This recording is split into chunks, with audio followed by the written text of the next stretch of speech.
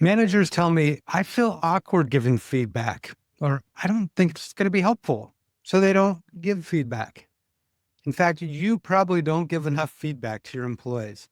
Research shows that when employees receive regular and meaningful feedback, they're more engaged. But only about a quarter of employees are actually getting feedback, that kind of meaningful feedback, on a weekly basis. So let me guess, when you heard that we're talking about feedback, you probably thought things like performance improvement, behavior change, or some kind of critique. But I want you to rewire your brain. When you think feedback, I want you to think positive feedback whenever that topic is mentioned, because you should aim to give positive feedback at a 5-to-1 ratio to negative feedback, which means you're finding 5 things to comment on, 5 positive things to give feedback on for every one negative thing. Gives you lots of opportunities to practice. And I have 2 frameworks I want to share with you today really quickly. Once you've used these frameworks a couple of times, you're going to feel more confident about delivering feedback in a wide range of options or a wide range of situations. The first model is, in my opinion, the easiest one. It's situation, behavior, impact, or SBI. And it's a framework that you can use to structure your feedback. So situation is simply where you set the context for where the behavior you observed occurred. So this morning at the project status meeting, Bob, while we were waiting for the client to show up, that's the situation. The behavior then is simply describe the behavior you observed in an objective way.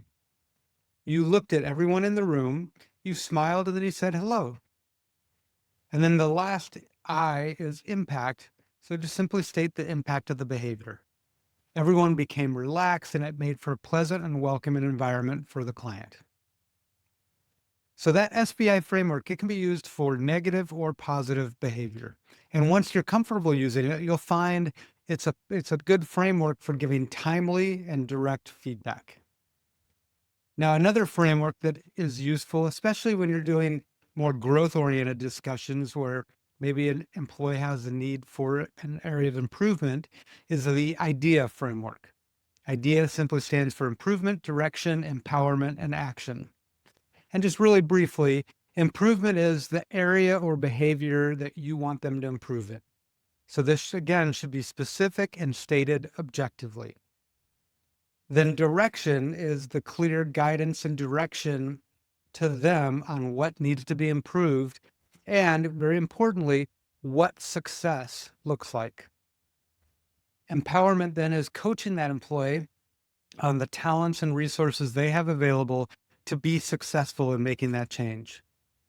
And action is a collaborative discussion about the actions they can take to address the feedback, along with a commitment to take those actions.